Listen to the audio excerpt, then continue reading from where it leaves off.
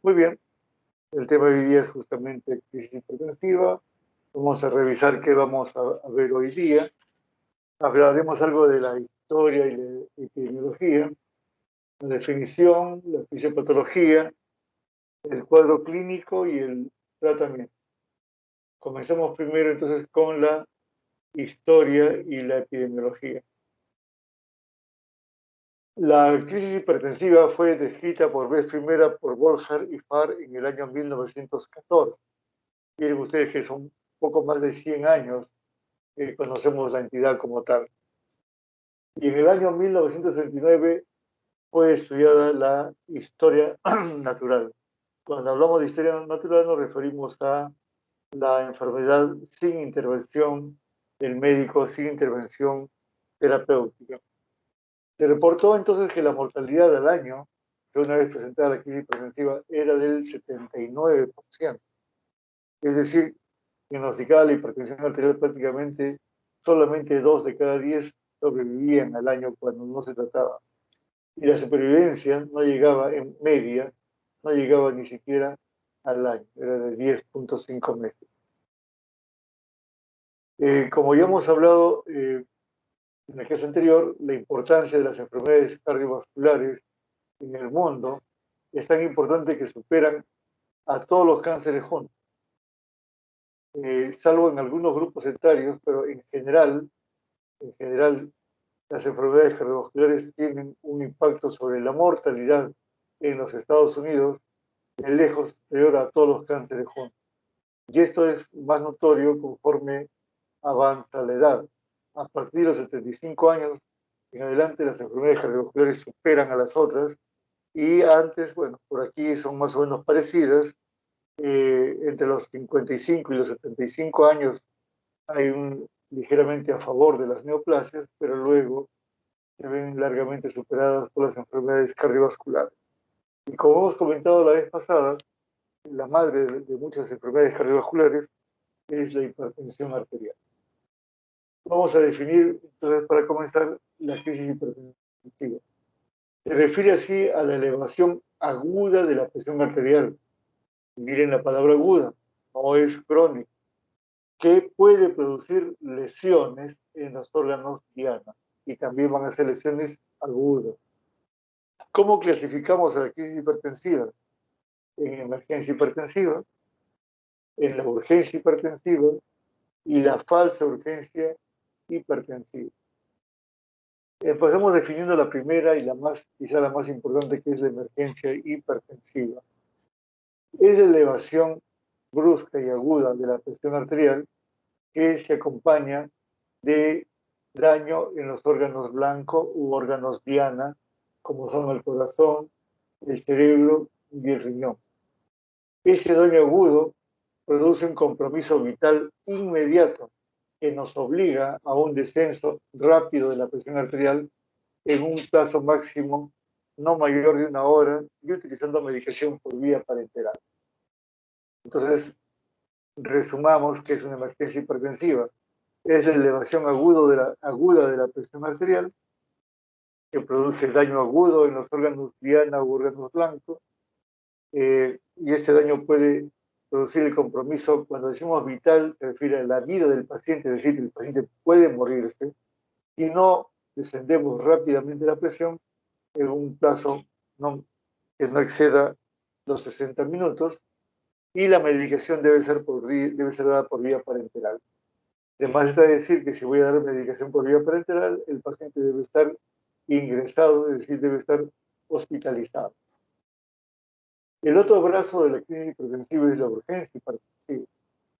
También es una elevación de la presión arterial, pero que no se acompaña de lesiones agudas de órganos blancos que produzcan un compromiso de vida inmediato, es decir, no amenazan la vida del paciente. Y podemos hacer una corrección gradual, ya no de 1 hora, como en la crisis hipertensiva, sino nos damos un periodo mayor, que puede ser de 24 a 48 horas, y la administración farmacológica no se hace por vía parenteral, sino por vía oral. En esta urgencia hipertensiva están incluidas todas las elevaciones de presión arterial mayores de 120 milímetros de mercurio, aún sean asintomáticas o con sintomatologías leves.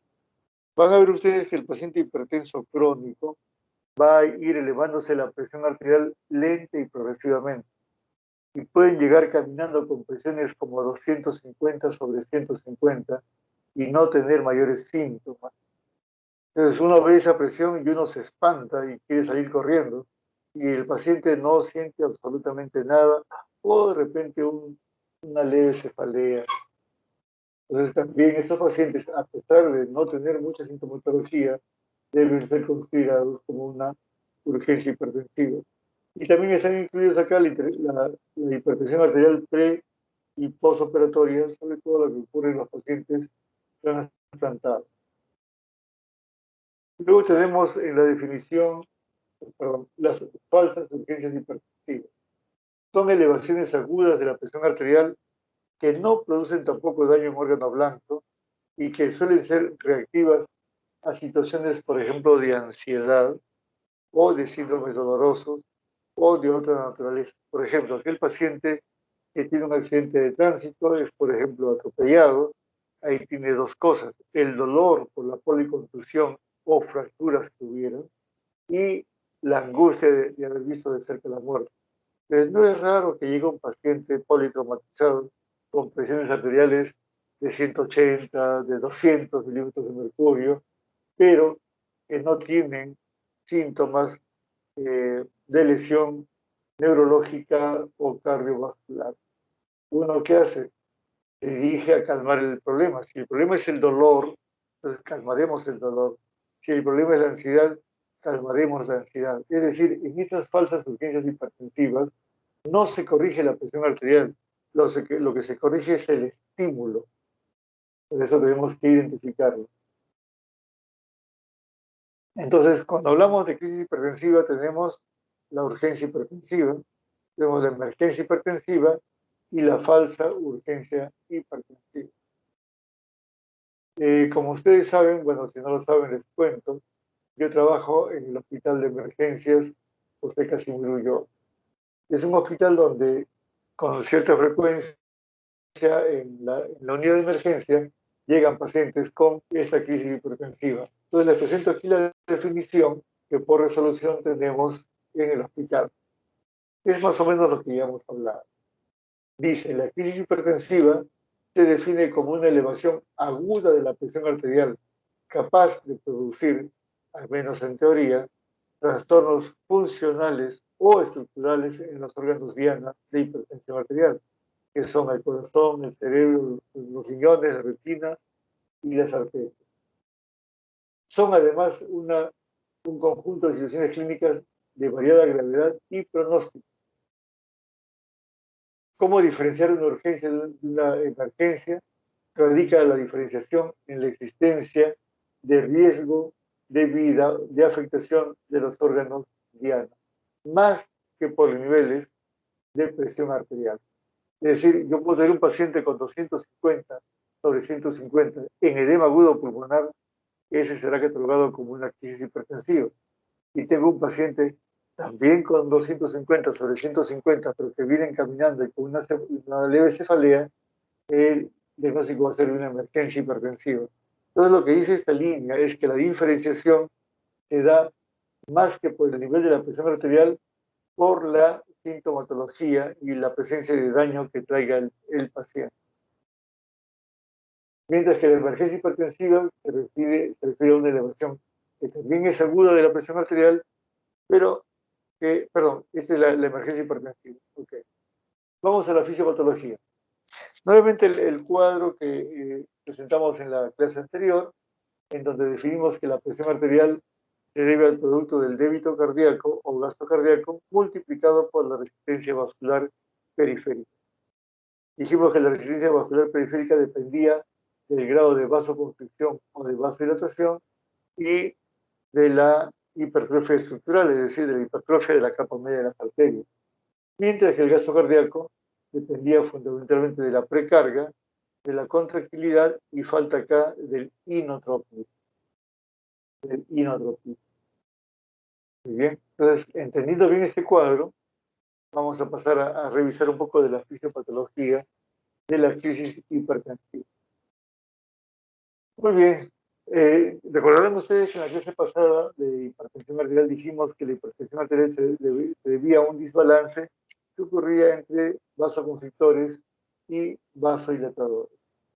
Entonces, en la fisiopatología de la crisis hipertensiva, lo primero que ocurre es un incremento de las resistencias vasculares periféricas, cualquiera que sea la causa, sea por liberación de catecolaminas, sea por una activación del sistema renina-angiotensina, etcétera, etcétera.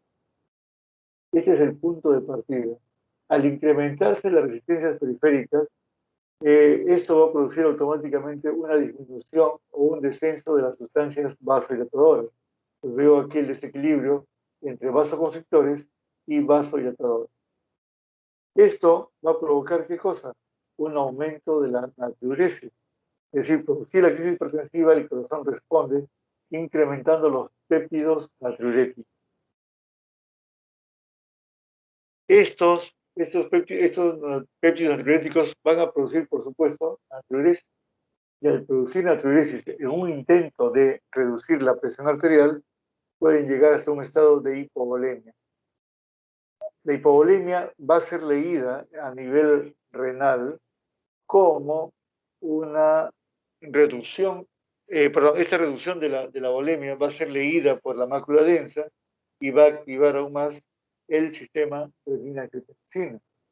Este estado de hipovolemia, recordarán ustedes que en el globo carotídeo tenemos varoreceptores y también tenemos receptores de volumen.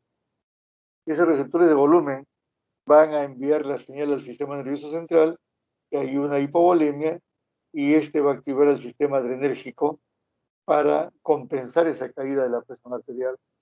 Entonces, este estado de hipovolemia envía mensajes al sistema nervioso central para la liberación de catecolaminas y envía mensajes a nivel renal para una mayor activación del sistema renina-angiotensina-aldosterona. Entonces, el sistema RAS va a terminar produciendo angiotensina 2, que es un potente vasoconstrictor, y el sistema adrenérgico va a producir norepinefrina, que tiene actividad alfa-adrenérgica, que también produce vasoconstricción.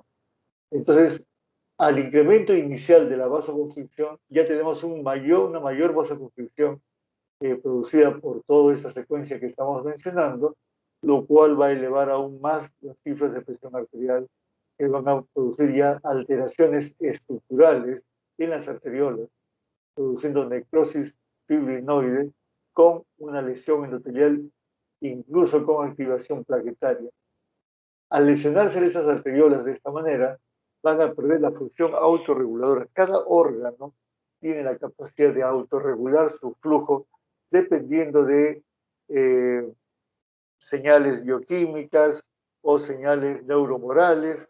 Se pierde por completo, de tal manera que llevan a la isquemia, la lesión endotelial significativa y el daño de la estructura a donde va esto. Eso puede ser un daño cerebral, daño miocárdico, daño renal, etcétera, etcétera.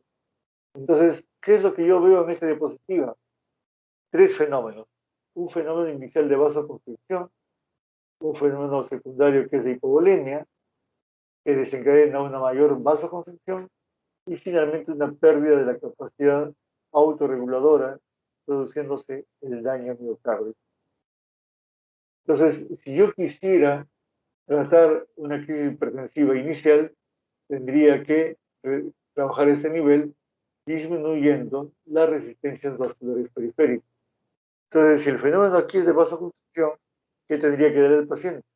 Pues si el problema es un vasoconstrictor, lo lógico es que le dé un vasodilatador y disminuimos todo esto. Y si esto ya avanzó hasta acá, entonces tendremos que trabajar nuevamente con vasoconstrictores a este nivel y trabajar también en la volemia.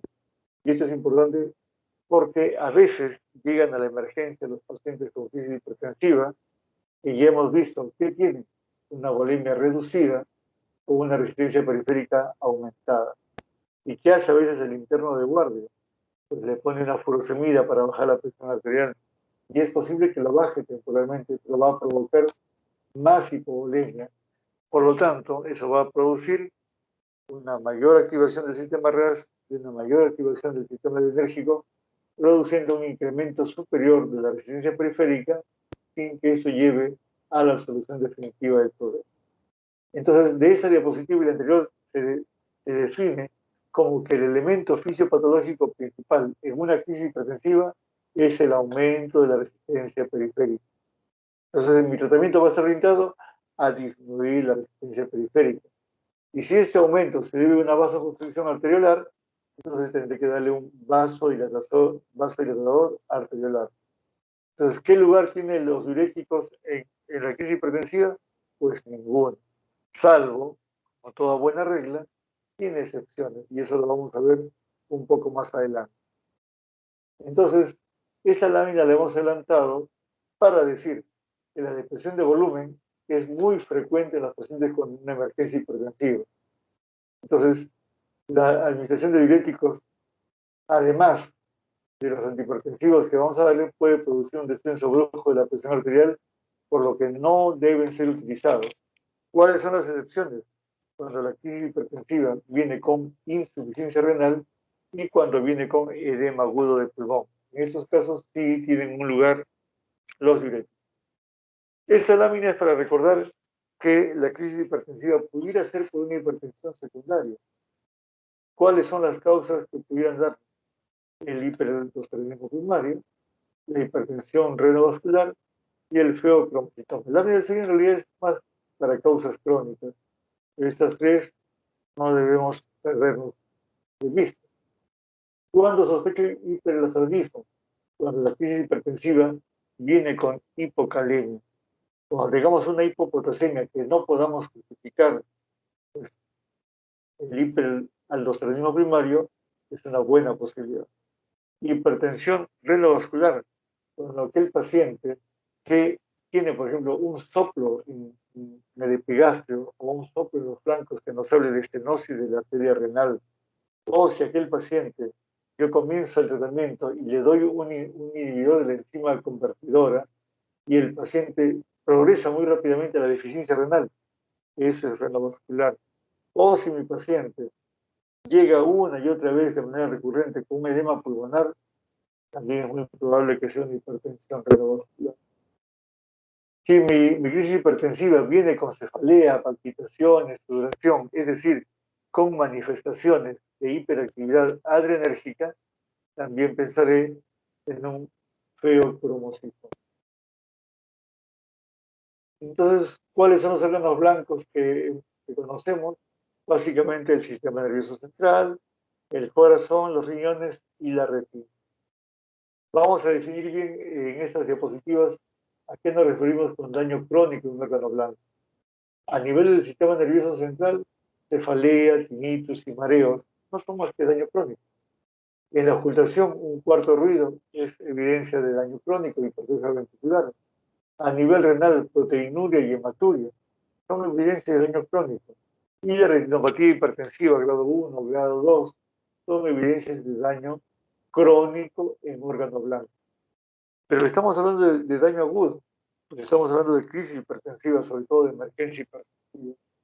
Entonces hablaremos de emergencia hipertensiva cuando en el sistema nervioso central el paciente viene encefalopático, es decir, desorientado en tiempo, espacio y persona, con un rasgo reducido y a veces incluso en coma. Cuando viene por un accidente cerebrovascular, sea isquémico o hemorrágico, o especialmente si viene por una hemorragia subaracnoidea. En el corazón ya no va a ser un cuarto ruido, va a llegar un paciente con falla cardíaca o con un cuadro coronario agudo, un edema pulmonar o con disección de la aorta. A nivel renal ya no es solamente proteinuria, hay una insuficiencia renal evidente, aguda. Y a nivel de la retina ya no es una retinopatía hipertensiva cualquiera, sino hay la presencia de papiledema. Vamos a hacer unos pequeños recuerdos fisiológicos para entender mejor la fisiopatología. Y vamos a remitirnos a una ley que seguramente ustedes recordarán, que es la ley de Postel o ley de Hagen-Postel. Es una ley de la hemodinamia que relaciona el flujo con la longitud del vaso y con el el área de Cort. ¿Qué nos dice la ley de Poiseuille? ¿Cómo es el flujo de la sangre a nivel vascular? Nos dice que es un flujo laminar con láminas concéntricas, en donde las láminas centrales, por donde corren los elementos formes de la sangre, van a una velocidad mayor. De tal suerte que las láminas periféricas, que están más cerca del endotelio, corren a menor velocidad. Eso es lo que ustedes ya saben, simplemente lo estoy recordando. También para recordar, ay, el endotelio normal, que esto lo vimos también en la clase anterior de hipertensión arterial, un endotelio saludable es capaz de mantener un buen control de la presión arterial merced a la producción equilibrada de vasoconstrictores y vasodilatadores, a las propiedades antiproliferativas, antiagregantes, antiangiogénicas, a la capacidad para defendernos del colesterol LDL y a la formación de placas de ateroma, tiene propiedades fibrinolíticas, hemostálticas y antitrombóticas. Es decir, un endotelio normal nos defiende de todo. También vimos esta diapositiva en la clase anterior, donde hablamos de la fisiología de la presión arterial, en donde quienes tienen que ver con el manejo fisiológico de la presión arterial son el sistema renina-angiotensina, el sistema simpático, los vasoconstrictores y vasodilatadores como endotelina, osteonítico, prostaciclina, y finalmente la volemia y el nivel del sodio. Todo eso en donde influyen sobre todo a nivel arterial. ¿Qué ocurre en la crisis hipertensiva? Con un gatillo cualquiera, ¿cuál va a ser la alteración? Aumento del sistema renina-angiotensina-aldosterona, que a través de la angiotensina va a provocar vasoconstricción. A través del sistema simpático, el aumento de la noradrenalina, que va a producir vasoconstricción. Y a nivel de las sustancias vasodilatadoras y vasoconstrictoras, vamos a ver un aumento de la endotelina, que es uno de los principales vasoconstrictores que hay en la economía, y una reducción del importante óxido nítrico y la prostaciclina. Entonces, que quede bien claro que en la fisiopatología de la hipertensión arterial tenemos una natriuresis, y hemos visto por la activación de los péptidos natriuréticos, con disminución de la volemia, con aumento de vasoconstrictores y disminución de los vasodilatadores. Eso debe quedarnos bien claro en la fisiopatología de la crisis hipertensiva. Luego vamos a empezar a explicar un concepto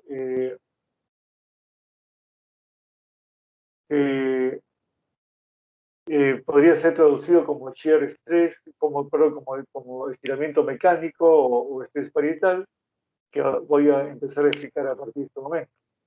Una vez que ocurre un momento brusco de presión arterial, el endotelio va a intentar compensar a estos vasoconstrictores con liberación de un vasodilatador importante como el óxido nítrico. Pero esta elevación aguda de la presión arterial va a producir por inflamación una disfunción aguda del endotelio a través de este estiramiento mecánico, que provoca que algunos marcadores inflamatorios, como las citoquinas, las moléculas de adhesión y la endotelina 1, se activen. Entonces, ¿qué es el estiramiento mecánico? ¿Qué es el shear stress? ¿Por qué? ¿Cómo es que esa elevación de la presión arterial hace fallar el endotelio, que en un inicio intenta compensar liberando óxido nítrico, pero falla en su intento? ¿Y por qué motivo? Para explicar el shear stress, vamos a tomar este ejemplo. Miren ustedes este libro, tiene una tapa superior y tiene una tapa inferior, y como ustedes verán, están más o menos a la misma altura. Pero cuando yo presiono con la mano la tapa superior de manera tangencial, voy a mover la tapa superior mientras que la inferior se queda en su lugar.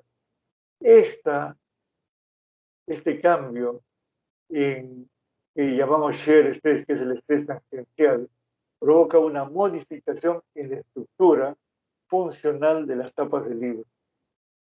Entonces, esta distensión endoterial que provoca, fíjense ustedes, ya no están a la misma altura, sino esta deformación que se llama strain, es lo que provoca la inflamación aguda y la disfunción aguda del endotelio. Lo dijimos que el endotelio tiene la capacidad para liberar vasodilatadores como el óxido nítrico, pero con esa elevación aguda de la presión arterial, esta presión, esta morfología, que es la normal, se va a cambiar y se va a volver de esta manera, en donde las láminas concéntricas se mantienen, pero las de mayor velocidad van a ser las periféricas, ya no van a ser las centrales. Y estas velocidades periféricas concéntricas son las responsables de provocar el shear stress. Entonces, como ven ustedes acá, las células endoteliales están estiradas, están alargadas, porque estas líneas tangenciales, estas líneas periféricas van a mayor velocidad, provocando la deformación de las células endoteliales. Eso es lo que hacemos actualmente. Les vuelvo a repetir, la elevación aguda de presión arterial, cualquiera que sea el gatillo que la produce cambios agudos en la morfología de las células endoteliales por una anormal mayor velocidad de las láminas periféricas, provocando una disfunción endotelial aguda y haciendo incapaz al endotelio en ir a ayuda del organismo y haciéndolo incapaz de liberar los vasodilatadores como el óxido nítrico.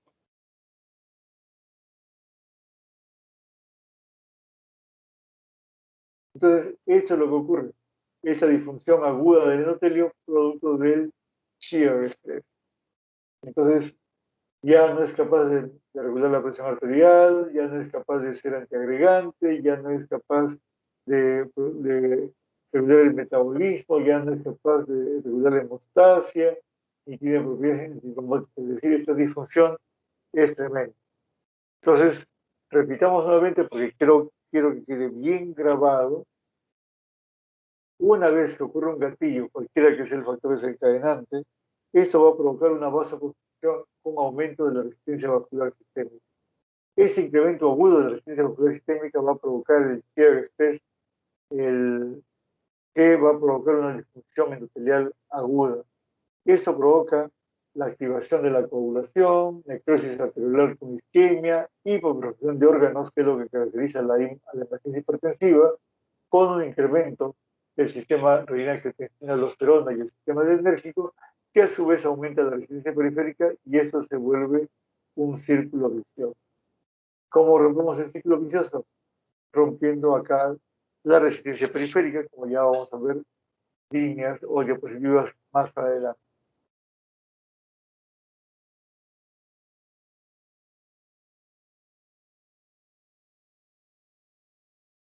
Entonces, en la fisiopatología vamos a ver que hay una disfunción endotelial aguda con pérdida de la producción de óxido nítrico, que es el vasodilatador que, digamos, le da el balance con los vasoconstrictores, un incremento de la permeabilidad endotelial, activación de la cascada de coagulación y las plaquetas, inhibición de la fibrinolisis y lo consiguiente, el depósito de fibrina. Entonces, todo eso es por una disfunción endotelial aguda. Entonces, hay un fracaso de la autorregulación normal, hay un deterioro de la capacidad de autorregulación. ¿A qué capacidad de autorregulación nos referimos? Ustedes recordarán esta lámina para flujo sanguíneo cerebral. El flujo sanguíneo cerebral normal es más o menos 100 mililitros por cada 100 gramos de cerebro. Lo cierto es que lo que nos dice este diapositiva es que con una PAM entre 50 y 150 tenemos un flujo sanguíneo cerebral asegurado. Es decir, la presión puede subir o puede bajar, pero la capacidad de autorregulación del cerebro permite que el flujo se mantenga como está. Solo cuando ocurre más de 150, el cerebro pierde esta capacidad de autorregulación y ocurre una hiperperfusión que va a dañar el cerebro. Esta línea punteada es el ejemplo de un paciente ya no normotenso como el de la línea negra, sino de un paciente hipertenso. el hipertenso crónico se acostumbra, entre comillas, a esos valores de presión arterial y la curva de presión para flujo sanguíneo cerebral se desvía hacia la derecha. Y eso va a depender mucho de los valores de presión arterial que maneja y del tiempo que tiene el paciente. De la manera que, por ejemplo, puede ser normal entre 70 y 170 milímetros de mercurio. Y recuerden eso porque esto nos va a servir para la terapeuta. Es decir, para asegurar un flujo sanguíneo cerebral adecuado, debemos mantener a nuestro paciente en esa línea o en esta línea. Como yo no sé cuánto realmente se ha movido a la derecha, entonces me quedo aquí al medio y mantener una PAM alrededor de 100 milímetros de mercurio nos va a asegurar, sea normotenso o sea hipertenso, un flujo cerebral adecuado. Es lo mismo, miren ustedes cómo la curva de flujo sanguíneo cerebral se desvía hacia la derecha en el paciente hipertenso, que es lo mismo que hemos estado mencionando. Entonces, cuando yo no sé qué tanto se ha desviado, pues tomo ese número de 100, con 100 por acá, puedo asegurar un buen flujo de sanguíneo cerebral, sea el paciente normotenso o sea el paciente hipertenso. Y todo esto, ¿por qué lo decimos? Porque si la fórmula en realidad del flujo sanguíneo cerebral es un poco más complicada, pero por razones académicas la voy a reducir a estos dos valores. El flujo sanguíneo cerebral depende de la presión arterial media, que ya la conocemos, menos la presión intracerebral. Con una PAM normal y una PIC normal, el flujo sanguíneo va a ser normal. Pero cuando ocurre, como en este caso, un sangrado cerebral, recuerden ustedes que el cerebro está metido en una caja rígida como el cráneo, y al haber una sustancia que ocupa espacio y encima provoca edema cerebral, esto hace que la presión intracerebral aumente. Si la PAM se mantiene en su sitio, al subir la presión intracerebral va a reducirse el flujo cerebral. Entonces, ¿qué hace el cerebro? Activa su sistema de alarma para subir la PAM. Al subir la PAM, el flujo sanguíneo cerebral se va a mantener más o menos constante. Lo que estoy diciendo es que cuando ocurre un sangrado o cuando ocurre un infarto cerebral o un edema cerebral, la presión arterial media sube como un mecanismo compensador para mantener un flujo sanguíneo cerebral más o menos constante en presencia de un incremento de la presión intracerebral. Entonces, cuando el paciente llegue con un infarto cerebral o un derrame cerebral, no seamos tan exigentes en normalizar la presión arterial del paciente, porque corremos el riesgo de que con nuestra terapéutica, al bajar mucho la PAM y teniendo una presión intracerebral aumentada, disminuyamos el flujo sanguíneo cerebral y el daño que está en esta zona se va a extender a una zona mayor. Es decir, vamos a hacer aún más daño. Y recuerden que uno de los primeros daños que nos enseñan en medicina es primum non nocere. Es decir, primero no hacer daño. Si el paciente ya está mal con su derrame, no lo emplearemos con una terapéutica inadecuada. Entonces, recordar que la elevación de la PAM es una respuesta fisiológica protectora, porque si bajamos mucho la PAM y bajamos el flujo sanguíneo cerebral, va a haber una isquemia cerebral adicional a la producida ya por el problema de fondo. ¿Eso pasa solamente en el cerebro? No, pasa también a nivel coronario. Aquí también he simplificado la fórmula de presión de perfusión coronaria. Es la presión diastólica de la aorta menos la presión diastólica final del ventrículo izquierdo. La presión de perfusión coronaria, cuando cae por debajo de 50, pues el miocardio no va a recibir el flujo adecuado y va a producirse un mayor riesgo de isquemia y el tamaño del infarto se va a incrementar. Entonces, también veamos que debemos mantener una presión de perfusión coronaria adecuada. En los pacientes con enfermedad coronaria o hipertensos crónicos, por ejemplo, ya tienen elevada la presión diastólica final del ventrículo izquierdo porque tienen alteraciones en la función diastólica.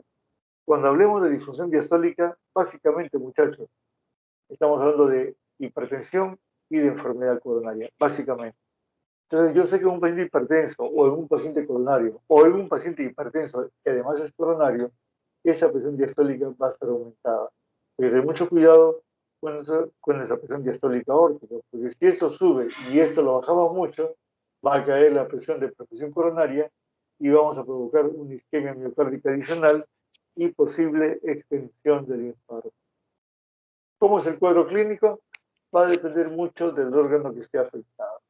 Si está afectado el sistema nervioso central, pues el paciente llegará con una encefalopatía hipertensiva que confunde mucho como si fuera un accidente cerebrovascular. Es el cuadro es muy parecido. Puede tener Babinski, puede tener hemiparesias, hemiplegias, puede tener compromiso del sensatorio, etc. Puede llegar como una insuficiencia cardíaca cuando está afectado el, el miocardio del ventrículo izquierdo, o puede llegar como un cuadro coronario agudo cuando la afección es sobre todo coronariana. También puede producir un ictus isquémico, sea hemorrágico, o sea, eh, perdón, isquémico hemorrágico, un aneurisma disecante de la aorta. En las mujeres gestantes jóvenes, sobre todo primer embarazo, al final del embarazo, último trimestre, la preeclampsia o la eclampsia, un traumatismo encefalocraniano o traumatismo vertebromedular y la insuficiencia renal aguda. Cualquiera de estos cuadros clínicos podemos verlo en las emergencias hipertensivas. ¿Qué es lo que hemos visto? El daño agudo en órgano blanco. En cambio, en la urgencia hipertensiva tenemos la hipertensión maligna, los pacientes con antecedentes de enfermedad cardiovascular, los periodos preoperatorios o postoperatorios, la crisis hipertensiva por exceso de catecolaminas, y aquí hay una serie de drogas, sobre todo las ilegales, como la cocaína, que tiene mucho que ver con esto, las anfetaminas también, el feocromocitoma, etcétera, etcétera. Entonces, en términos prácticos, ¿qué hacemos cuando estamos en la emergencia y viene la enfermera y te dice, doctor, tengo un paciente que tiene 200 con 120 de presión arterial? Entonces, lo primero que tenemos que hacer es evaluar clínicamente el paciente y plantearnos la pregunta, ¿es una emergencia hipertensiva o no lo es? ¿Qué me dijo el doctor Mendoza? El doctor Mendoza me dijo que había que ver si había daño agudo en órgano blanco. Por ejemplo, en el corazón, un cuadro coronario agudo. Entonces sí es una emergencia hipertensiva. En el cerebro, no, bueno, una encefalopatía hipertensiva, pues sí es una crisis hipertensiva. Si no tiene daño agudo en órgano blanco y es daño crónico, es decir, viene con cefalea, viene con tinnitus, viene con mareos, viene con proteinuria, un poco de hematuria en el examen de orina, eso va a ser catalogado como una emergencia hipertensiva. ¿Cómo lo diferencio de la falsa urgencia hipertensiva? ¿Cómo busco primero en la historia clínica que no haya dolor o que no haya ansiedad? Conversamos muchas veces con el paciente. Recuerden que ya no es una emergencia, estoy hablando de una urgencia. Y que nos ha dicho el doctor Mendoza que podemos demorarnos hasta 48 horas en bajar, que se requiere una reducción gradual. Entonces puedo tomarme unos 30 minutos y conversar y hacer una buena historia clínica y evaluar todo esto. Si al final de la conversación y el paciente se tranquiliza o le calmamos el dolor, le damos un ansiolítico y la presión arterial se reduce por debajo de estos valores, habremos hecho el diagnóstico de una falsa urgencia hipertensiva y le damos de alta al paciente pidiéndole algunos controles de manera ambulatoria. Si por el contrario, luego de los 30 minutos, si no hemos identificado, no hay una causa de dolor, no hay una causa de ansiedad y el paciente sigue con la presión alta, ya hicimos el diagnóstico de urgencia hipertensiva. Entonces, ¿qué vamos a buscar? Bueno, pues buscaremos causas más específicas como problemas adrenérgicos, donde están, por ejemplo, el feocromocitoma. Si el paciente tiene antecedentes cardiovasculares, hay que tratarlo como un antihipertensivo poliviral hasta mantener una presión arterial diastólica por debajo de 120 milímetros de mercurio. No olvidemos hacer un fondo de ojo. Si el paciente tiene un fondo de ojo que está con una retinopatía hipertensiva grado 2 o grado 3, pues inmediatamente le damos medicación por viral y se trata pues como una urgencia hipertensiva. El fondo de ojo es muy importante. Si encontramos, por ejemplo, que ya tiene un papiledema, cambiamos el diagnóstico y nos vamos hacia una emergencia hipertensiva. Es decir, en la urgencia, ¿qué es lo que estamos viendo? Que el tratamiento se da siempre por vía oral, por vía oral.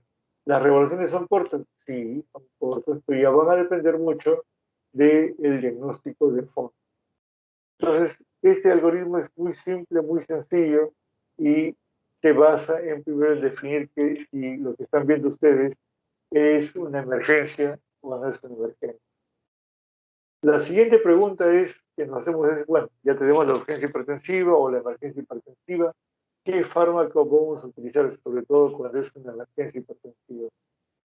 ¿Qué fármaco debemos buscar? Un fármaco que sea rápido en actuar, que su acción sea progresiva y además sostenida.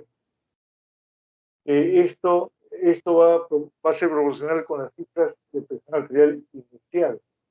Debe ser fácil de administrar y fácil de dosificar. ¿Dónde debe actuar? En las resistencias periféricas. Ya hemos dicho de que hasta el cansancio, que el problema en la crisis hipertensiva es la vasoconstricción, que no debe interferir en la autorregulación del flujo sanguíneo cerebral y debe carecer de efectos secundarios. Es decir, esto es lo ideal. Esto es como para las chicas, quieren encontrar un chico alto, buen mozo, inteligente, trabajador, con dinero y encima que les sea fiel. Ok, todo esto es lo ideal. ¿Cómo? Hablemos ahora un poco del tratamiento. Entonces, recordemos este dicho que es importante. Tratamos pacientes, no tratamos presión. Recuerden ustedes que hemos puesto un ejemplo de 250 sobre 150. Si es una emergencia hipertensiva y no tiene un daño agudo en órgano blanco, pues administración por vía oral, se va a su casa y reevaluación en 48 horas. Entonces no trato la presión, lo que trato es el paciente. Si el paciente viene con la misma presión, pero viene en edema pulmonar, pues es admitido al hospital, pasa a la unidad de shock trauma y se trata la emergencia hipertensiva por vía endovenosa. Entonces, recordemos que la gravedad no está necesariamente relacionada con el valor de la presión arterial, sino con el daño en órganos blancos. No tomar la decisión de tratar la presión de forma precipitada si no hay una gravedad clínica. Recordemos que si bajamos demasiado rápido la presión arterial en una urgencia hipertensiva, esto puede ser más perjudicial que beneficioso. Si ven ustedes al paciente muy ansioso, pueden usar un ansiolítico. Y de hecho, en muchos pacientes con crisis hipertensiva, el ansiolítico nos va a ayudar a reducir la actividad adrenérgica y a reducir la presión arterial. Y que el objetivo en una crisis hipertensiva no es normalizar del todo la presión arterial, sino con que lleguemos a cifras menores de 160 sobre 100, vamos a estar bien. ¿Por qué? Porque con estos valores, con esta PAM vamos a asegurar no solamente un buen flujo coronario, sino además un buen flujo cerebrovascular, ¿no? Y luego llegar lentamente a los valores que nos hemos trazado en la hipertensión arterial crónica. ¿Cuáles son los fármacos que utilizamos? Miren ustedes, aquí se ha hecho una división en crisis hipertensivas neurológicas, cardiovasculares y otras. Lo que quiero que vean es que prácticamente cuáles son los que se repiten en todos lados. La betalol, nitroprusiato y la nitroglicerina. En casi todos, en la mayoría. Y son esos tres fármacos los que ustedes no deberían olvidar. Hay algunas situaciones específicas, de repente en un cuadro coronario agudo, nitroglicerina con betabloqueadores que no tenemos por bien endovenosa en nuestro país, o por ejemplo en los pacientes con feocromocitoma, en donde la fentolamina es importante. Entonces vamos a referirnos y vamos a conocer un poco sobre la betalol, sobre nitroprusiato y también sobre nitroglicerina. Entonces, antes de entrar a la terapéutica, veamos cómo y cuánto debemos reducir la presión arterial. Ya hemos dicho que la reducción brusca puede ser nociva. En los pacientes, sobre todo crónicos, que va a haber un cambio en la autorregulación con una desviación de la curva hacia la derecha del flujo sanguíneo. Entonces, una brusca reducción de la presión arterial, una brusca reducción de la presión de perfusión puede más bien empeorar la perfusión cerebral y la perfusión miocárdica. Y la rapidez del descenso de la presión arterial también puede influir eh, en el pronóstico de una emergencia hipertensiva. Como hemos dicho, reducir en 1 o 2 horas para evitar daños irreversibles. Entonces, lo que esta lámina nos dice es que debemos bajar la presión arterial cuando se requiera rápidamente hasta valores de 160 sobre 100 y el tiempo que nos damos es de 1 a 2 horas. Es decir, no bajemos en minutos porque hay fármacos que lo pueden hacer de un solo golpe. Cuando tengamos alguna duda, nuestro objetivo puede ser reducir la PAM entre el 20 y el 25%. Es decir, yo no sé pues si el flujo sanguíneo cerebral se corrió a la derecha un poquito, bastante o un montón, no lo sé. Entonces, cuando tengo esas dudas, ya no utilizo el PAM, sino utilizo el porcentaje. Entonces, ¿cuánto voy a reducir? Ya no voy a irme a un PAM alrededor de 100, sino voy a irme a una reducción de entre el 20 y el 25% del valor inicial. ¿En cuánto tiempo? En unos minutos o en un par de horas. No intentando normalizar al paciente. A veces he visto colegas que bacán, llegó con 250, ahora lo he puesto en 120,80. Numéricamente es un número excelente, pero a la hora que te pones a pensar que estos hipertensos han cambiado su curva de flujo sanguíneo y que 120,80 con una PAM por debajo de 90 puede provocar, o digo por debajo de 100, puede provocar más daño que beneficio al paciente. Entonces, no debemos reducir mucho la presión arterial.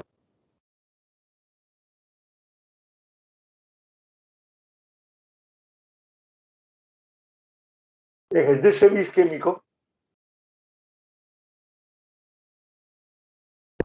deberá tratarse la presión arterial cuando hay otras complicaciones secundarias que ponen en peligro la vida del paciente, o bien cuando esté indicado un tratamiento fibrinolítico.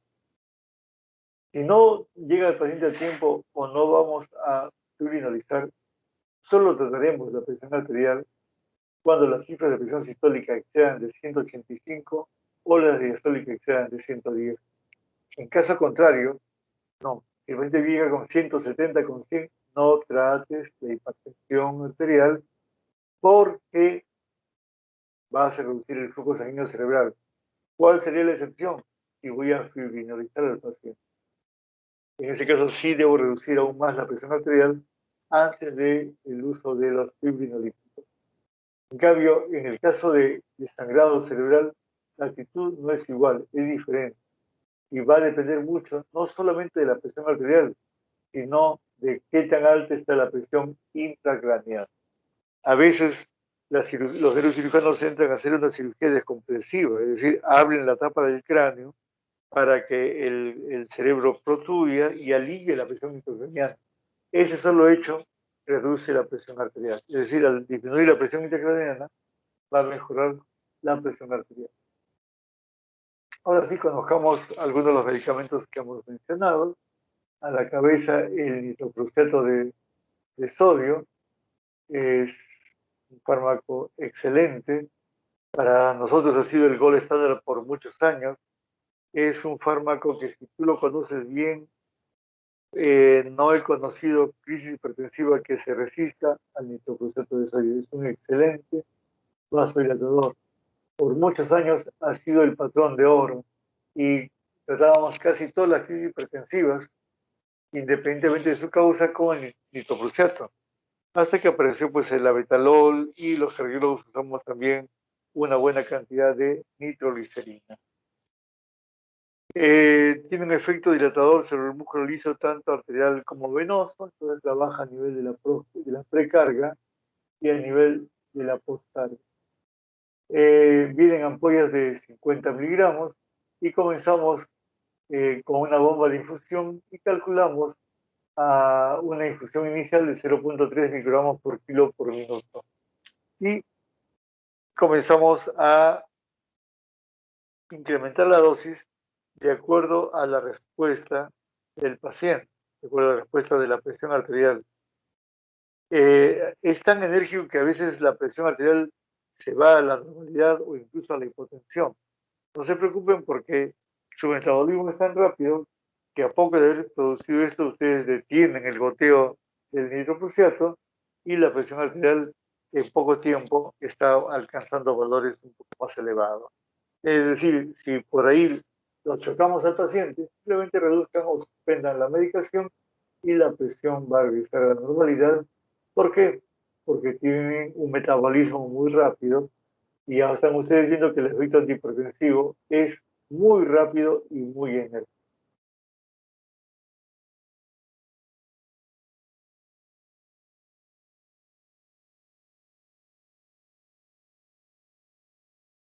Entonces, repetir que comenzamos con dosis bajitas y empezamos a titular la dosis, es decir, a aumentos graduales, que puede ser cada 2 o cada 5 minutos, según como el protocolo de tu unidad lo establezca, y ver hasta dónde queremos llevar la presión arterial. Yo les aseguro que con este fármaco ustedes ponen la presión donde ustedes quieran. Si quieren bajarlo a 160 con 100 o de repente menos porque van a trombolizar, lo pueden hacer con el nitroprusiato de sodio. Pero no todo es felicidad con el nitroprusiato de sodio. Hay riesgos de intoxicación por cianuros y también por tiocianato.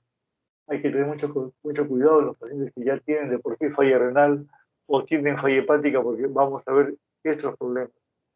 El metabolismo o el catabolismo del nitroprusiato de sodio es no enzimática mediante la combinación con hemoglobina para formar la cianomethemoglobina y además iones de cianuro. Aquí está el problema.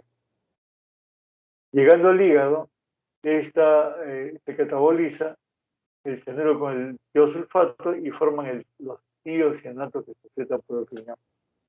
Este exceso de cianuros va a los citocromos e inhibe el metabolismo oxidativo. Pero mucho cuidado en quienes, falla renal o falla hepática. ¿Y qué hipertenso no tiene falla renal crónica? Pues probablemente ninguno, todos tienen algún grado de, de, de enfermedad renal. Esta intoxicación por cianuro que se presenta generalmente durante las primeras 72 horas. Es decir, tenemos que regular la presión arterial del paciente antes de 72 horas. Es por eso que una vez que bajamos la presión, inmediatamente le iniciamos al paciente, si es posible, la medicación por vía oral para ir ya sacando al paciente de la infusión del nitroprusiato. Porque no solamente el tiempo es importante, sino también la dosis. Si le doy yo un vasodilatador importante como un bloqueador de calcio dihidropiridínico, probablemente en las siguientes horas esté bajando la infusión, la velocidad de la infusión, para evitar llegar a esta intoxicación.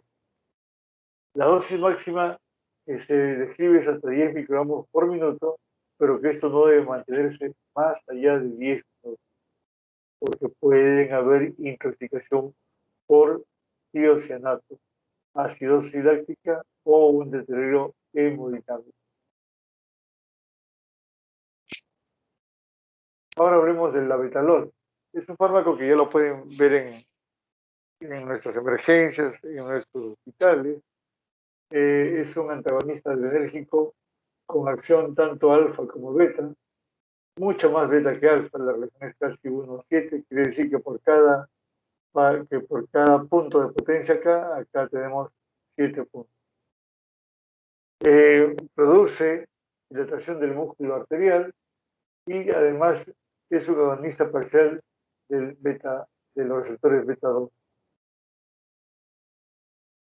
Puede ser dado por vía endovenosa y la ventaja que tiene sobre el nitroprusiato es que además tiene presentación oral. Es decir, una vez que yo combata la crisis hipertensiva por vía endovenosa, puedo cambiar a vía oral con el mismo medicamento. ¿Se administra por vía endovenosa? Sí, ahora vamos a ver cómo. Su acción se inicia más o menos a los 5 minutos, es decir, es un poco más lento que el nitroprusiato, que es violento, es muy rápido para comenzar, y su acción persiste durante 3 a 6 horas. Se puede administrar en bolos de 20 a 80 miligramos cada 10 minutos. Yo les recomiendo que lo vayan poniendo de 20 en 20 cada 10 minutos hasta que encuentren la presión que corresponde. Y luego, una vez que hemos obtenido la mejoría de la presión arterial con estos bolos, ya le damos una infusión que puede ir de 0,5 a 2 miligramos por minuto. Su depuración es tanto renal como hepática y tiene efectos indeseables como son vómitos, mareos, hipotensión postural, ardor de garganta. Y hay que tener mucho cuidado porque tiene una acción beta bloqueadora muy potente y eso no es bueno en los pacientes que vienen con enfermedad pulmonar obstructiva crónica o que ya tienen un grado importante de algún bloqueo auriculoventricular o una insuficiencia cardíaca sistólica significativa. Recuerden ustedes que los pacientes con falla cardíaca, en donde ya hay un inotropismo deteriorado, darle un beta bloqueador no es de lo mejor, más bien es hacerle daño al paciente. Entonces, ¿en dónde aprovechamos mejor esta combinación alfa-beta que tiene la betalol en disección de aorta, que es el fármaco de elección en disección de aorta, es la betalol, en el infarto agudo que cursa con hipertensión sistémica, pero sin deterioro hemodinámico, en los estados donde hay una gran cantidad de catecolaminas, como en el feocromocitoma o en el tacón y en la hipertensión del embarazo. Miren ustedes, durante mucho tiempo hemos tenido por vía, como fármaco de elección, la metildopa, que en nuestro país no hay por vía parenteral, pero que sí lo hay en otros lados, y por fin apareció otro fármaco aprobado para su uso durante la gestación, debido a que pasa muy poco la barrera placentaria, entonces no va a perjudicar al producto. Este es el fármaco, estos son los efectos adversos que ya los hemos revisado en buen momento. Van a encontrar ustedes estos frasquitos de 100 miligramos por 20 mililitros. Quiere decir que si doy bolos de 20 miligramos, voy a ponerle 4 centímetros cúbicos por, ¿no? Es 5 miligramos por centímetro cúbico y les he dicho que vamos a darle de 20 en 20 miligramos cada 10 minutos hasta que la presión llegue a donde queremos. Y una vez que hemos compensado la presión arterial por vía endovenosa, podemos hacer uso del fármaco ya por vía oral.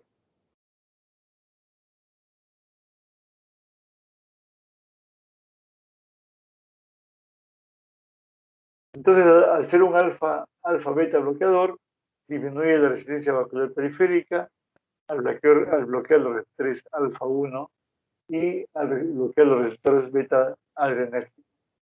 Y protege al corazón de una respuesta simpática refleja. A veces tú bajas la presión arterial rápidamente, eso lo sensa los dos receptores y los dos receptores envían esa información al sistema nervioso neurovegetativo que responde incrementando el nivel de catecolamina.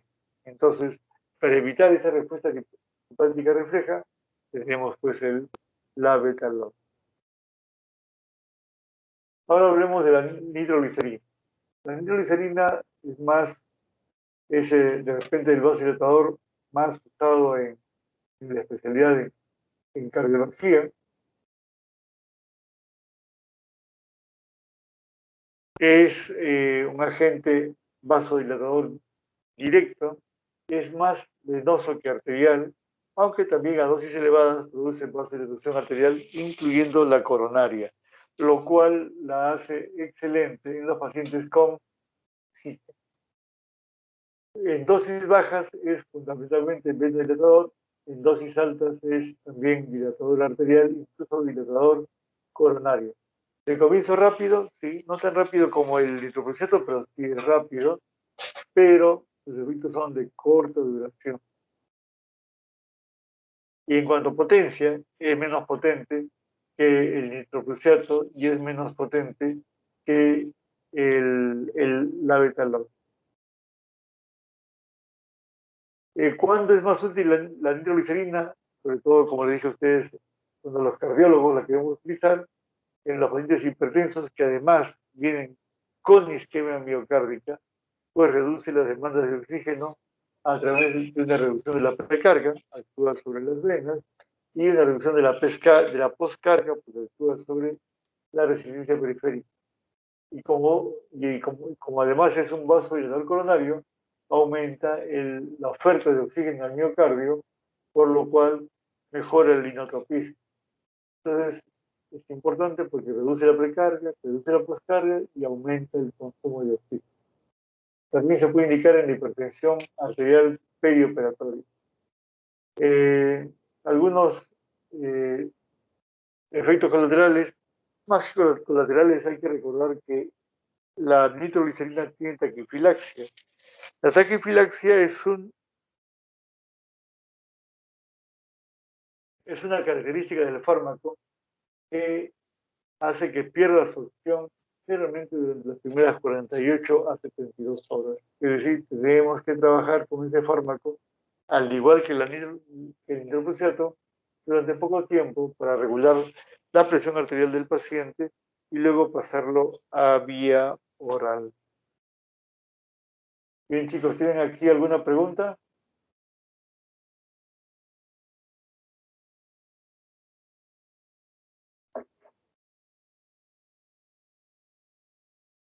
Chicos, Chicos, ¿alguna pregunta, chicos?